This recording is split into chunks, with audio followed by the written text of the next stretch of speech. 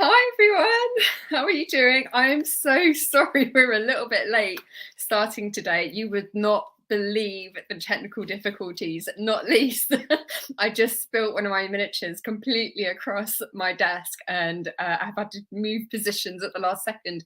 It is all go, but of course it has to be this way. It's the OurWhisky subscription club. Oh my gosh, thank you so much everyone for joining and for signing up to the subscription club. If you have, I hope you've got your boxes. I've got mine in front of me here, all ready to go. If you haven't signed up and you're watching anyway, then brilliant, stay with us because for the next hour we've got an amazing tasting lined up. If you have either of the whiskies, then do pour yourself a dram and listen in, but if not, then just grab a different whiskey anyway. It doesn't matter here, we're not precious. Before we get going and we introduce our guests for our very, very first tasting, I just want to tell you a little bit about the OurWhisky subscription club, because if you've got a box and you've joined, then thank you so much because you're really helping me get this off the ground. I'm obviously doing this all on my own, and as a new business, it's very difficult to get things rolling. But first of all, I hope you like the rebrand. We've spent a lot of time on trying to get the colours and everything exactly right. So do let us know what you think of that. The subscription club is going to be monthly, so it's rolling. So you'll get 2 different whiskies every month. Most months it will be 1 Scotch and then a wild whiskey as well. And I'll personally select the ones that I think are really worth tasting. Next month is an anomaly, but stay to the end because I'm going to show you a little bit more about what to expect for next month with a bit of a surprise coming. Along with the subscription, so the monthly whiskies, you'll also get access to a series of events as well. So unfortunately, the OurWhisky Festival is no more. It was a lot of effort to pack all those boxes on my living room floor, but I'm sadly going to say goodbye to the festival, bid it farewell, but instead we are going to be putting on a series of awesome events that are kind of in line with the festival. So you think immersive, fun, educational, just something a little bit different to what you would normally get with a whiskey tasting event. We're going to be doing most of them virtually, but there'll also be some live as well. I know, my God, back in the real world, live whiskey tastings, amazing. So have a look and keep an eye on our event section for when those start to come in. Hopefully they'll be very soon. As a member, you do get a discount on those events. So you'll get a 25% discount on all events, but they are open to non-members as well. So even if you're not a subscriber, then keep an eye out for that too. Also, as a member, you get some other perks as well. So we'll be offering some discounts on tours and tastings and swag and all sorts of bits and pieces as well. And also very, very soon, there will be an online magazine. So you'll be able to keep up to date with news and different whiskies that are being released from all over the world. So loads going on. There's a lot happening. And thank you so much for sticking with us. Now, we're going to get into the tasting. Before we do, everyone's got their boxes. First of all, let me just see who's here. I just want to go through some of these comments because I love, oh, here we go. Thank you, Chris. Yeah, I completely agree. 2 whiskies per session rather than 4 or 5 is quite a lot to get through. And at least this way, the reason why I've given you 2 50ml samples is so you can have some now and then save some for later, or should you want to share it with your friend or your other half or whoever you like, or not at all. You could even use some of it to create a cocktail. So we have got those cocktail suggestions on the little cards. Just to talk you through some of these, I did spill the whiskey all over them, which is why they look so crap. So sorry about that. So if you have a look at the cards, this should give you all the details of the whiskies we're going to be tasting. So I wanted to make sure that we've got enough details on there about the whiskey itself, details about the people behind the whiskey. We all love to hear the stories of people. There are some cocktail ideas there as well. So if you don't get through all of your dram tonight, then do put some to one side and try it in one of these cocktails. And there will be a page on the site for each one of these whiskies with all the cocktails as well. I'm afraid I haven't got around to doing it all just yet. And there's also flavour camps, sweet and fruity. Now, you'll notice the colours in the top here are different. I'll angle them properly. And the reason for that is that we have color coded all of the flavor camps. So I'm just going to bring this up. This will be on the website at some point, so don't worry too much about screenshotting it or whatever. But these will be the flavour camps that we're going for, and these are the colour codes. So for the JJ Corry, you've got the yellow and the pink at the top there, so that's sweet and fruity. And then the Coachbuilt is more fruity and spicy. So you might have just one colour for a whiskey, or you might have a couple of colours for a whiskey. But really, I wanted to do this to help guide you as you go through. So if you save these cards, keep hold of them, you can build a collection and also navigate your way through the world of whiskey, and then realise which ones you like and what flavour camps you like, what styles you like, and go from there. So I hope you all like it. Oh, one more thing that I just want to really hammer home is this is a club for you guys. You know, on the inside of the box it says Our Whiskey, Your Rules, but it really is your rules. So you tell me what you want to see, you tell me what whiskies you want to taste, what kind of events you want to do. You tell me what time you want to do this tasting. Is 6 p.m. all right? Should we push it later? This is your club, so feedback to me, let me know what you want, and I'll try and make it happen. Okay, so with no further ado, I think it's about time we tasted some whiskey. So I'm going to introduce my first guest. She's none other than Louise McGuane. She is the founder of JJ Corry, which is the first Irish whiskey bonder for around 50 years. Is that right, Louise? Yeah, that's right. First in kind of living memory, really. Yeah, about 50 years. Thank you so much for joining us, and also for supporting the OurWhisky subscription club from the off. I'm just so grateful to have you involved again, and obviously JJ Corry was part of the festival, but we haven't tried the Hanson as part of anything in OurWhisky yet, and I'm so excited to share this with everyone, because I think, and I'm sure you agree, grain whiskey is so underrated. It's incredible.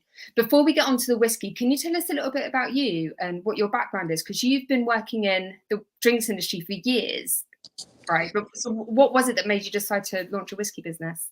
Yeah, I did about 20 years. I'm aging myself there, but like a massive chunk of my career in really big multinational drinks companies, and kind of from the ground up. So from like going out and selling to running multi-million pound campaigns and stuff like that.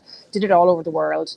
Got to work with some of the world's best known brands like JJ Corry, Don Julio, Zacapa, Veuve Clicquot, Champagne Krug, like beautiful brands. And I was lucky enough and conscious enough to always make sure that I stayed very close to kind of the production side of things. Like all the brands that I worked with were real products that derived from real people, very often from a vineyard or from a field of barley in Russia, in the case of the Russian vodka that I worked on.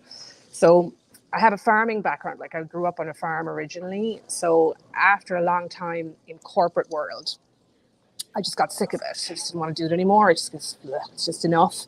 And I decided I would quit my job and start an Irish whiskey company about 6 years ago. At the time when I started, there were 3 distilleries in Ireland. There are now about 42. About 28 of those are in production. So I'm kind of was one of the first wave of new Irish whiskey makers to come onto the Irish whiskey scene, just as it was starting to bloom again, really. It's a really exciting time to be part of Irish whiskey. As you say, it's just started to boom again. There's a lot of different distillers coming on board. I remember when I started writing about whiskey, like properly writing about it, 2012? I think so, 10 years ago. That was when Cooley had just been sold. And we realised then there were only really 4 whiskey distilleries and not enough liquid to, liquid variety. So what you're doing with Irish whiskey bonding is so important. Can you tell us a little bit about what that is? What exactly is Irish whiskey bonding?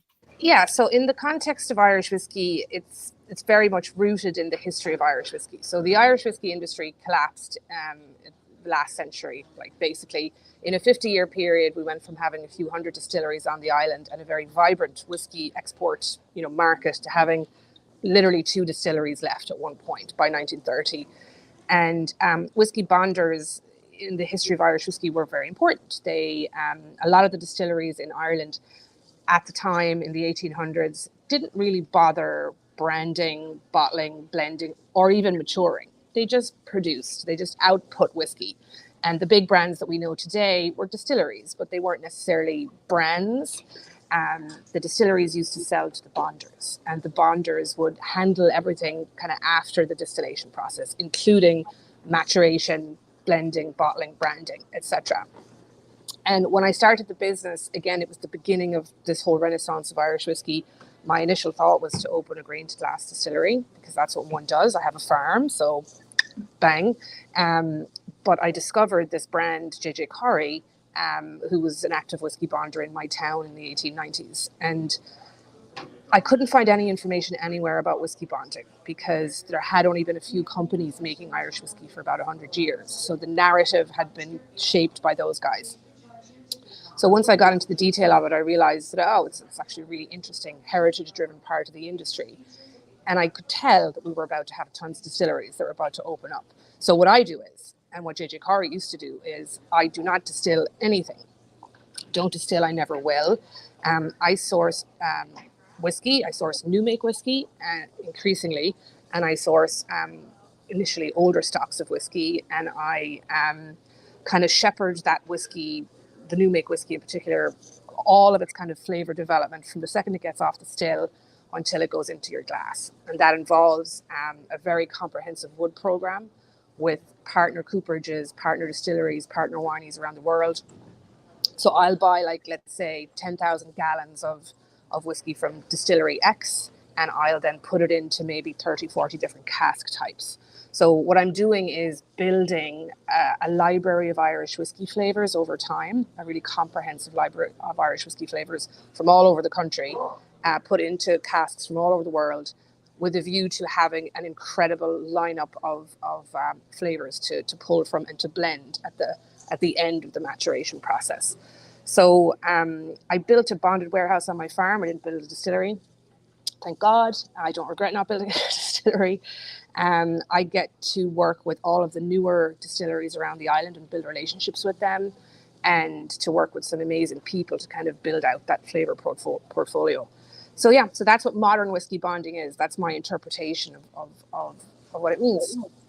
A super exciting time to be a bonder, with so many different distilleries and different flavors and characters to be able to play about with.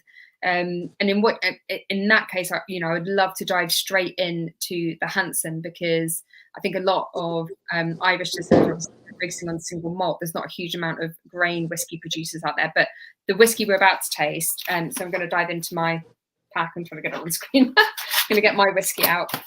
So JJ Corry, the Hanson. If I can get that on screen. There we go. 46% ABV, blended grain Irish whiskey. Pour it into your glass if you've got this one now. Louise, tell us about this. So this is a blend of different grain whiskies. I didn't do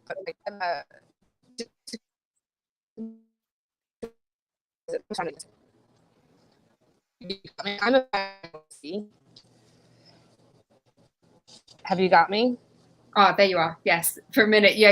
You went Mr. Roboto. I know. Yeah. I am a very big fan of grain whiskey, and in general. So we have a couple of like single cask grain whiskeys that we're going to release in the future. Like, it's a really interesting, undermined category of whiskey. I think, right? It's kind of been devalued, I think, over time in the whiskey industry. So I always knew I was going to do grain whiskey. Being a bonder, I decided that I have sources of grain whiskey from different distilleries. So it was apt for me to create a grain whiskey that was from different sources, because that's what we do as a bonder. We're bringing different flavors together. It's actually a category of one, because Irish whiskey, there's single malt and single grain. There's no such thing as grain is done before. So I didn't really realize that at the time, but it just sort of makes sense. That's what we do. This whiskey, I'm pretty proud of this, because when I first started the business, I went over to Kentucky and built relationships with some really interesting cooperages and distilleries over there. And I have some a great source of casks that are extremely reactive and extremely flavor driven.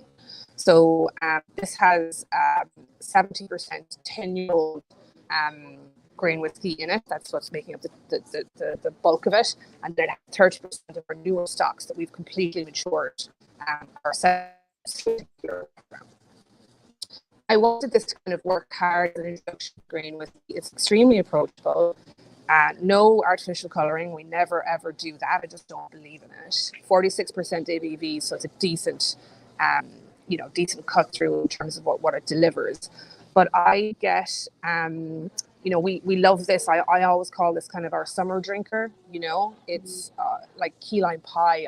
I tend to find, and really fruity and delicious, and very much kind of building out the JJ Corry style. I'm interested to hear your thoughts, and your tasting notes. I always value them greatly. So interested to know. Well, I mean, I'm going to rattle mine off, and I want to hear everybody else's at home as well. What is it you're tasting? That like put your tasting notes down in the comments. Don't forget, there's no wrong answer here. So for me, it's just on the nose is that vanilla fudge is just so delicious, and like grain whiskey, I think is just so rich in that, and I love those light, sweet styles of whiskey which do have a lot of vanilla character to them, really kind of like that confectioner's sugar element to it.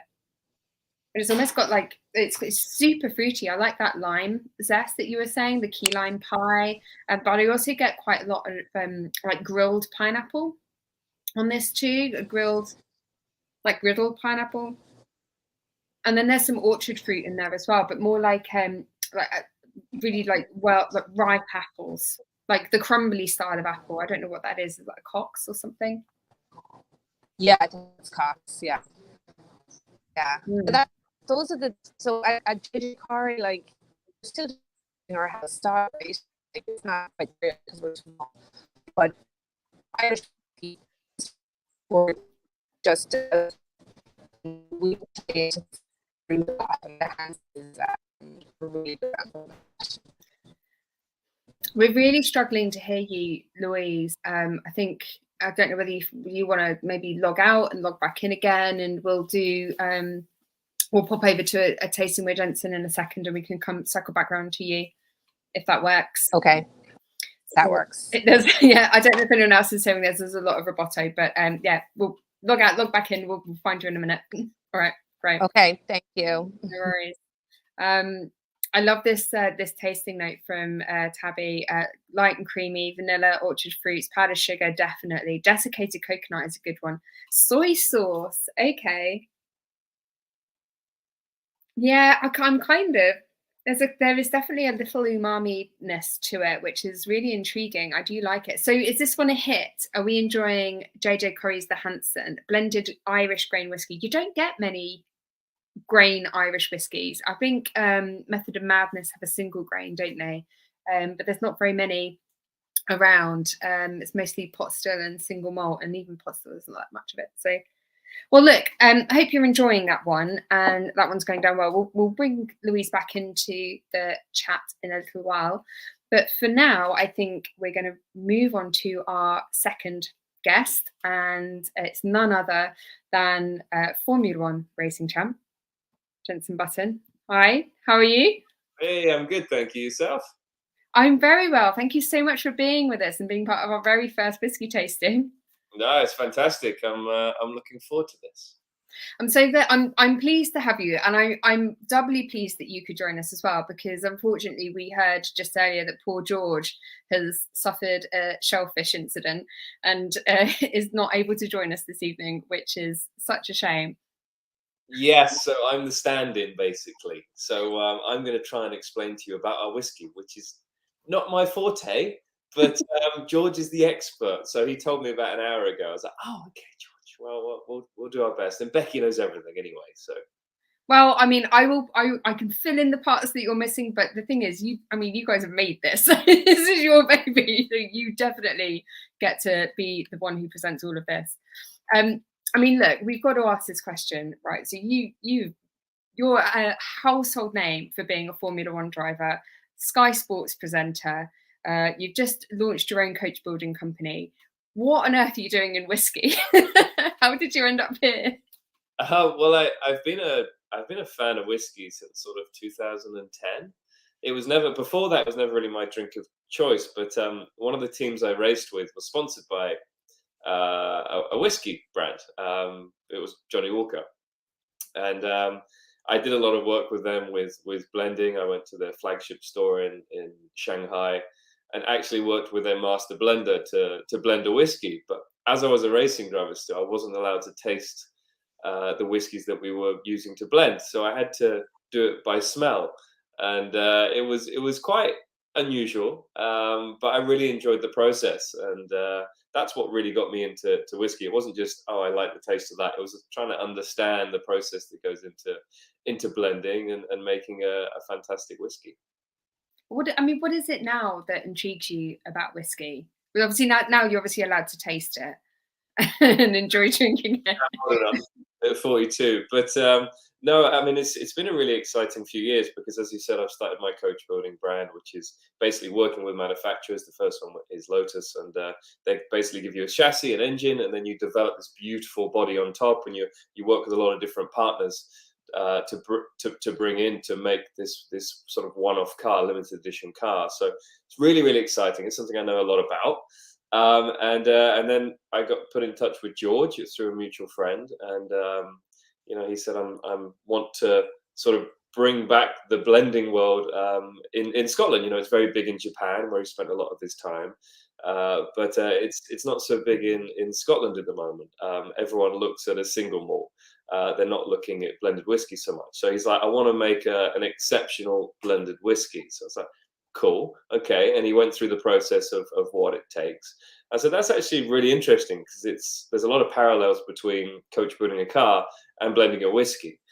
It's all to do with what you blend, right? It's how good the quality of the whiskey is that you're blending, and also to do with the master blender and the process. So I was like, yeah, I love this idea, and tell me more. So we got involved. That was a couple of years ago now. And since then, it's been a lot of early morning whiskey tasting because I live in California, and George is in Taiwan, and the rest of the team of Coachbuilt are in the UK. So I was 6 a.m. whiskey tasting, which was interesting. It's like that's when all the blenders do it, though. To be honest, so you're just being really professional. And I was like, love, to my wife, can you please take the kids to school? I probably shouldn't be driving right now, but no, it's been a really fun process, and I think that we've come up with something that I think's very special. So very proud of what George has achieved. Did you? I mean, when you were working on this process, how much input did you have into like the flavour of the whiskey, and what was it that you had in mind when you were creating it? Yeah, well, I've always gone for more of a peaty whiskey. But it's always been an after dinner sort of treat for me, if you like. Whereas I think we wanted something that you could drink every day, and it didn't feel like it was just an after dinner drink. During dinner, pre-dinner, drinking it on a summer's day, it's not something you really, well, I don't think of whiskey in that way normally.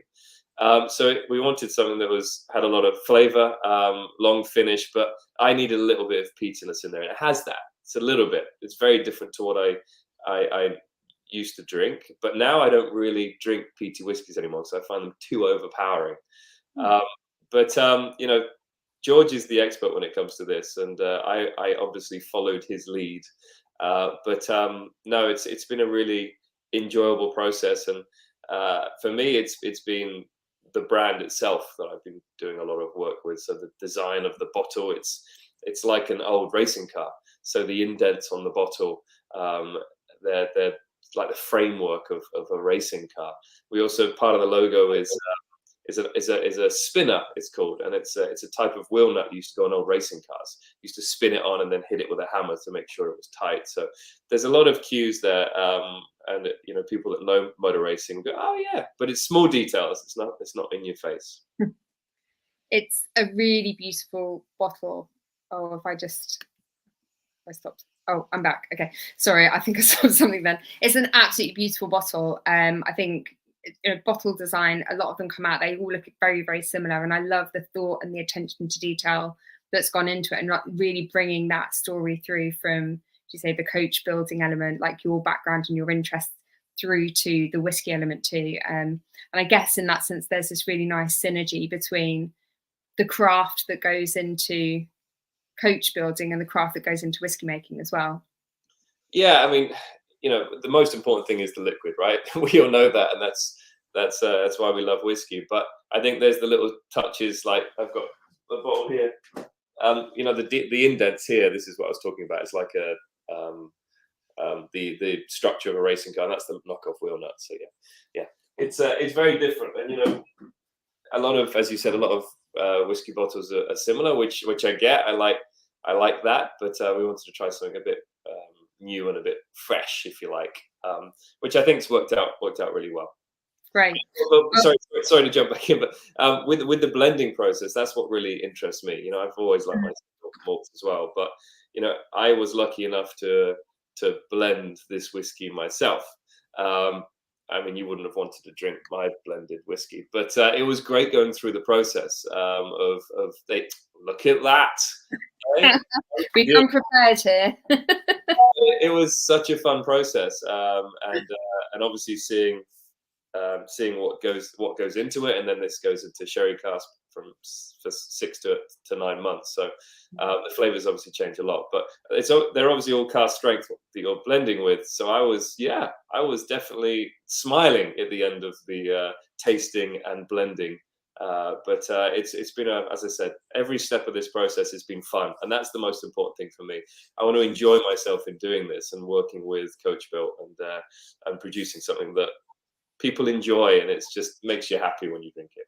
Well, that's the reason for doing anything, isn't it? To do something that makes other people happy and makes yourself happy as well. Now, we've got loads of amazing questions coming in, which I definitely want to get to in a second. But before we do, I think it's time we taste the whiskey. I certainly would love to try whatever's left in my tiny bottle after tipping it all over my desk. It is still sopping wet, by the way, because I was so late trying to get this set up. And I will have a cleaning job to do afterwards. So if anyone else has left, please join us. I feel for you. I wish I could pass you some through the camera, but no. Oh, thank you. Cheers. Cheers. Oh, we were going to cheers with the bottle then, but you took it away. There we go. Yay. Cheers to Jenson Button virtually. Fame to fame. I'm going to put that on my CV now. Yes, so this is a blended Scotch, and it's using whiskey from all 5 regions of Scotland, so Speyside, Highlands, Campbelltown, Islay, and the Lowlands. So includes some peated whiskey in there, and then you've blended it together and finished it in sherry casks. Yes. Right? And I've got to say, and I don't know about anyone else who's watching this, but it is surprisingly complex. There's so much going on. You can tell there's a lot of thought that's gone into making this. So as we are nosing and tasting, and this is a question that I was going to ask as well, and it's a question from Chris here. How did you find learning to taste and differentiate the samples? Well, I think my palate probably isn't the same as what George's would be, but they were all so different. I mean, obviously you have different percentages of the different regions that we have blended, but they were all very, very different in flavor. I was surprised at how different they were in flavor. But it was a learning process for me as well. I'm definitely no expert when it comes to blending a whiskey, but it was lovely to have the opportunity to see what goes into it and the percentages of the different regions that went into making Coachbuilt. But I was surprised at the different regions of Scotland and how different they can taste. Do you know the peated element? Did that come from Islay, or was that another distillery on the mainland? No, it was, yes. It did come from Islay. Yeah, there's a question about where the peated whiskey came from, so just wanted to check that one off. I mean, I don't know about anyone else, but the kind of notes that I'm getting from this are there's a lot of chocolate on the nose. It's really chocolatey, raisins, some fudge again, the fudge that we had back in the JJ Corry, but this one's a lot kind of richer, more like rum and raisin style of fudge, where I think the JJ Corry was more kind of light, desiccated coconut in style. And then on the palate is, again, more chocolatey, lots of figs. I get cookie dough as well. And I know whoever follows me knows I love a cereal tasting note. So I'm gonna punch a bowl of shreddies in here as well. It's got that yummy crunchy malt thing going on, really delicious, and then just finishes super soft and pillowy, like with like lovely fudge and more of that like baking spice and cookie dough again. It is surprising. It's a little bit of peat, a bit of sherry. It's delicious. There's so much going on in here. Like, you have to forgive us, Jenson, because celebrity whiskies don't always necessarily hit the mark. So this is an actual delightful surprise. Really, really delicious. Are you proud of this? So proud. I mean, every time I taste the whiskey, I've always got a big smile on my face. So we're doing something right. And it was always difficult with George because of the price point. It's like, well, every time I tasted it, I was at the distillery and I was like, I think the price point's too low. And he's like, no, it's not. We want as many people as we can to taste Coachbuilt and to experience what we've achieved with this. So I get it, but no, it's yeah, I absolutely love it. And you're right, with celebrity. I don't call myself a celebrity. I'm a sportsman, but a lot of them aren't great. And I said to George, I said, I'm not just putting my name to something so that we sell loads of bottles. I said, I want to actually put my name to something that is fantastic. And luckily it is. Yeah, it definitely can have a positive effect, but also can have a negative effect, having a well-known person connected to a brand or to a whiskey. You've done an amazing job. Obviously, George has as well. He's not here to speak up for himself, but George is. I met George quite a while ago now. He probably won't even remember this, but it's probably on a press trip to Isla or something, and he has some incredible whiskey experience and a great palate as well. So the fact that this has turned out so well is actually no surprise, considering he's involved in this. You mentioned price point there. So a bottle of this is £42, I believe. We haven't set up our affiliate scheme yet. This feels quite haphazard. We will get there, but it's only 42 quid. So I think you can buy it from coachbuilt.com. Is that right? Yes. Yeah. So head over there, buy it straight from the producers themselves. Yeah, coachbuiltwhiskey.com. So this is your very different place if you just type in Coachbuilt into your search engine. Yeah. And then it's your first release, but this is going to be your core expression of several to come. Can you tell us about some of the plans that you've got for more releases? Because I understand that they're going to be quite special. Well, George doesn't want me to, but George has so many great ideas. I mean, this is an amazing starting point. But no, obviously he wants. Well, we both want to do collaborations, but then we want to do aged whiskey as well. So yeah, it's exciting, but we're not going to jump too far ahead right now. You know, this is where we are, and we're just enjoying this moment, and you know, hoping that people like what we've produced. Well, you seem to have a crowd of enthusiastic fans watching right now. So well done. It's fantastic. Really great whiskey. We have Louise back, so I'm going to bring her back into the stream. So if anyone has any further questions for Louise. There you are. Hello. How are you doing with the connection? Fantastic. So, background, Louise is also in the States right now. Louise is in Columbus, Ohio. And she is on a American tour, peddling JJ Corry, spreading the love. I'm spreading the good word. That's what I'm doing. So where else are you going on your tour, Louise? I'm in Chicago, California, Atlanta, Savannah, Florida, New York, Boston. That's quite a trip. And how is JJ Corry in the States? Really good. You know, everybody loves Irish whiskey over here. There's a big sort of diaspora of Irish whiskey peeps. So it's going really well as it can. We could do with Jenson to come and help us, though. That would probably go faster. If you're interested in Irish whiskey, Jenson, call me. Excellent. I definitely was at a younger age. It was always Irish whiskey. But most of those experiences were bad, but that's just because I was young and stupid at the time. But yeah, exactly. But amazing. Yeah, you're right. They do love Irish whiskey over here. I mean, they just love whiskey in the States. It's especially Middle America and South America as well. I'm actually going to a festival this weekend called Stagecoach, which is a music festival, country music festival, and I can't imagine how much whiskey there's going to be there. So yeah, maybe next year we'll both be there promoting our whiskies. Yeah, and I hear you on the negative side of things. Like, I think a lot of back in the day, before Irish whiskey kind of came back around, it was used for shots a lot, but the new wave of us, like, we're trying to change the mindset around that and kind of elevate it. And it's tough work, but it's timely. Yeah, exactly. I mean, it was, well, I guess there was a positive. There was a reason why it was used for shots, because it was so much smoother back in the day. Yeah, and I think the industry was kind of on its feet, so are struggling a little bit, so they just needed to get it out there. But now you've got people like yourself who were introduced to the category younger, maybe looking to kind of trade up. So, you know, you're our new kind of consumer base here in the US, and we're spreading the word that it's quality, not quantity these days. Exactly.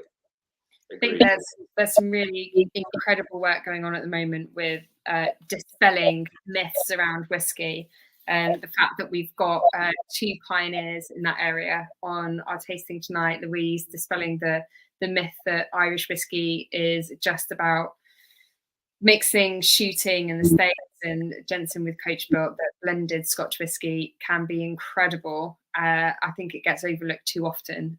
So I think you're both doing amazing work. And also blended Irish whiskey as well, Louise. My goodness. Blended grain Irish whiskey. I'm really excited about that. Also, can we just talk about the amount of festivals that are coming up now, which are including whiskey as part of the offering? It's becoming music and whiskey is becoming such an important synergy. Have you heard of the Bourbon and Beyond Festival in Kentucky? Are you heading over there, Louise? I think I'm somewhere else, but no, I hear very, very good things, and it's just indicative of how younger people are drinking whiskey now, which is great. Thank goodness. Like, you know, we're hitting that hump where, you know, our contemporaries are getting into it, and it's easier now to associate it with music, you know, with contemporary music, because that's the audience. So I embrace it all. I think it's super positive. I think, you know, I like a good, you know, concert myself. So hopefully I'll get there next time. Don't forget, everyone, if you've got some questions for Jenson and Louise, then just chuck them in the comments, and we'll get around to asking them. Here's one for Jenson. I'm sure you'll know this, and maybe don't draw on your early years for the answer here, but what in your opinion is the best way to drink whiskey? Well, the great thing, I was about to say before the question, the great thing about whiskey is that there are so many different ways to drink it. I mean, I drink whiskey neat. You know, a lot of people put an ice cube in whiskey, and also a highball. I know that George loves a highball, but I'm a big fan of an old fashioned. Funnily enough, when we launched Coachbuilt, we had 3 different cocktails, and the one that I preferred was actually a Paloma, which is normally with tequila, but it really does work, and that's why I think it's coming back in a big way, not just for an evening drink, for a daytime drink or a festival drink. It really does work, whiskey, and I'm happy. You know, I go to lots of different events with people, companies that I'm an ambassador for, and drinking a cocktail during the day, I never really thought about whiskey before, but now it's a daytime drink as well as an evening drink, which is great. I love that it's becoming so much easier for people to drink as well, because not everybody really likes the taste of a neat whiskey straight up, particularly, I think, as you mentioned earlier, Jenson, on like a hot summer's day, actually having a cask strength neat whiskey can be quite off-putting, but it's now allowing ourselves to enjoy that whiskey in different ways, in highballs and refreshing cocktails. Yeah, we push hard on it as well. Like, we do a thing with JJ Corry around brunch, you know, and brunch is very often associated with bubbles. So to your point, Jenson, we do a lot of highballs and we push that. And the more people that you can introduce to whiskey in a pleasing way, the better. And if the route in is cocktails or highballs, that's great. If people stick to that route, even better. But the old days of snobbery around adding a cube of ice to your whiskey are hopefully long behind us. I agree. I really hope so too. So, okay, I'm going to ask this question to both of you, because you've both had different routes coming into whiskey. Speaking of routes coming into whiskey, I'll come to you first, Louise. Do you remember the first whiskey that you fell in love with? I do. It was actually Talisker. The one that I really fell in love with was Talisker, to be honest with you, because it was a flavor. I love smoke anyway. I love smoke in general in food, smoked salmon or barbecue or whatever. That's a profile that I really, really like. So Talisker was the first one that really, really got me, I think, and that level of kind of peat and smoke. And normally it's the other way around, isn't it? Normally you start off with something fairly fruity and you get into that place. But it led me down this really weird path of searching out the most heavily smoked whiskies imaginable. And we will be making peated whiskey at some point at JJ Corry. We just haven't done it yet. That was going to be a question of mine, actually. What other expressions can we see coming from you in the future? Jenson, what was your whiskey? What was your gateway that made you go, oh yeah, I really love this? Well, yeah, mine was because of who I was working with at the time, sort of back in 2010, 2011. Can't believe it was that long ago. But it was Blue Label. It was Johnnie Walker Blue Label. And I know it's not a whiskey that everyone can afford. It's not a cheap whiskey, but it's just funny that it was a blended whiskey, and it was a Scotch blended whiskey, and again, a little bit smoky, a bit peaty, and that's the reason why I went that direction. Since then, it was after that, an easy drink for me was Lagavulin, which is again another step on the PT level. But now I'm bringing it back with Coachbuilt to a lot less PT. But yeah, it's funny how we have our certain directions into whiskey and the first whiskies that we love, and it's because of the connection. For me, it was with working with Johnnie Walker in McLaren, the team that I was racing with. Yeah, it's great access to some amazing whiskies, working with the Diageo and Johnnie Walker team as well, I can imagine. And getting the chance to work with Jim Beveridge as well on blending. How was that experience? Yeah, it was madness, really. I mean, the store, the flagship store in Shanghai was it's beautiful place. And yeah, it was just a shame that I wasn't able to taste anything. It was all through the smell and giving me the notes. And first of all, it was through it wasn't through actually smelling whiskey. It was smelling what goes into whiskey and the flavors that you find in whiskey, which is quite interesting. So smelling chocolate, smelling cinnamon, smelling all sorts of different things, and then actually smelling the whiskies that we would use to blend. So it was a fun process, and I actually got given a bottle at the end of it, which was nice. Have you opened that yet? I don't know what to say about it, really. I don't want to be negative, but I'm not a master blender.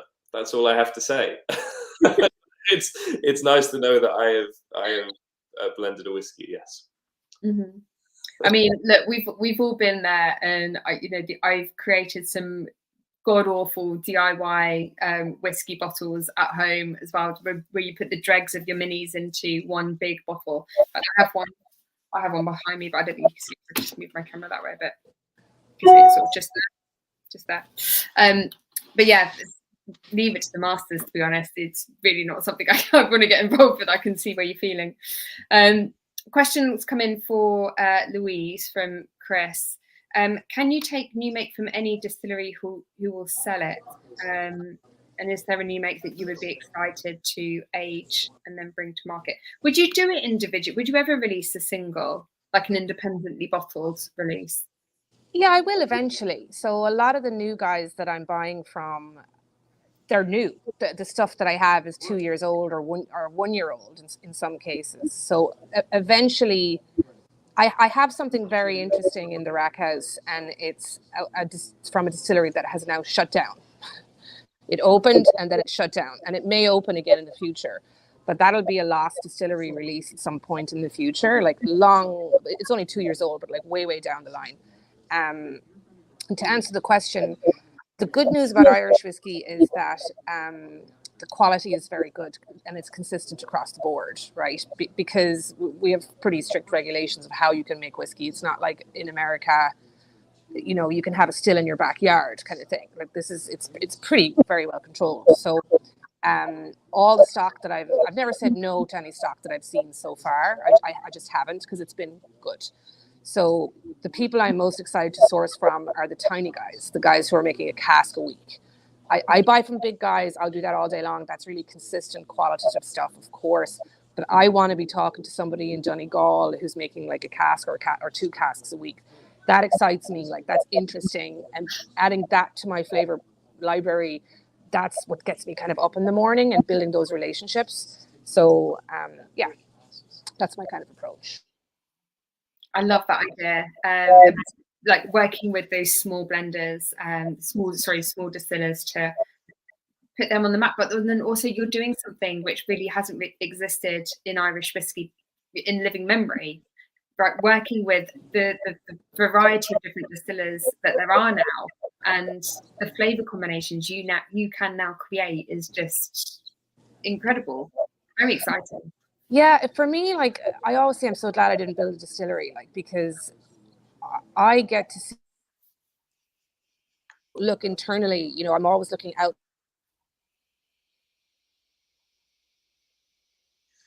Are you? It was going so well. I was so excited to hear what she was going to say as well. Why don't you want to build a distillery? Am I back? Terrible. We can hear you. Oh, she's gone again. I'll move on to another question. Sorry, Louise. Louise is, give her a due, she's waiting in an airport for a flight, so we have to forgive her because she is, as I said, running around the States at the moment. So, but that's fine. There's oh, here you are. She's back. She's back. Hello. Why didn't you want to build a distillery? Why are you glad you didn't? Because I get to meet everybody and I get to see what everybody else is doing and hear their stories and work with them. And it's a really exciting part of the industry, and just gets me, you know, up in the morning and gets me outside of our gates. Like, it's just a fascinating process. Wonderful. I'm sorry, Tabby, have you just put the 2 whiskies together? Did you actually? Do you know what? I've got a little bit of each. I will do that as well. Just because you've done it, I need to know where you've gone. Okay, last question come in then for Jenson, and again, this is from Tabby. Were you tempted to help make a whiskey that was evocative of motor racing? She's got some tasting notes from whiskies remind her of engine oil and petrol and Newcastle I've had as well. So yeah, I suppose you could have easily just created a motor racing whiskey. I could have, but that sounds absolutely terrible. But I get the idea, maybe with the smoke, with the peatiness of a whiskey that could be, you could think of motor racing.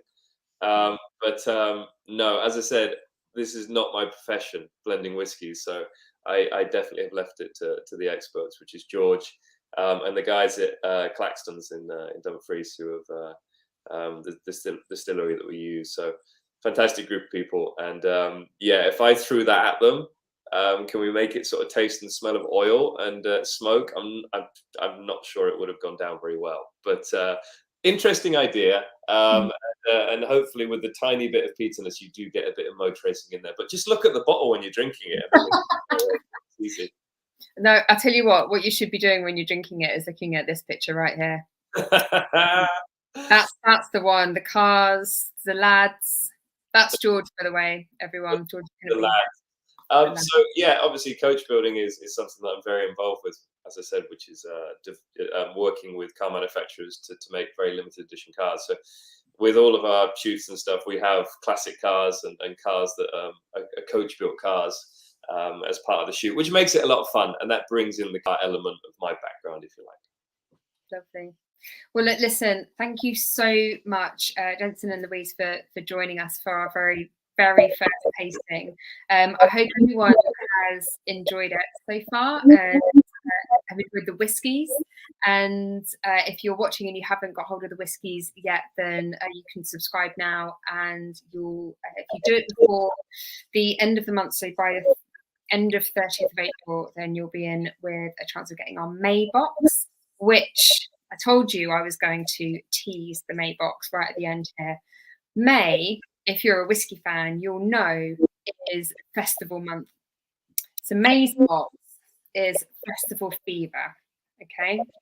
And I'm just going to leave it there, but there's some nice surprises in there for you. So sign up now if you haven't got one already, and if you are subscribed, then bro. Don't forget to let me know your feedback. Let me know what you like, if you enjoy all of this. Oh, by the way, do we like 6 p.m. for a tasting time, or would you like it to be later? Because I'm feeling the OurWhisky Festival was at 6 p.m, but we were all at home at that point, unable to leave our houses. So now that we're all going to work and everything, I feel like a later start time might be better. So just drop a comment and let me know. Listen, Jenson and Louise, thank you so, so much. It's been an absolute pleasure. And we will see you all next time. Cheers. Thank you.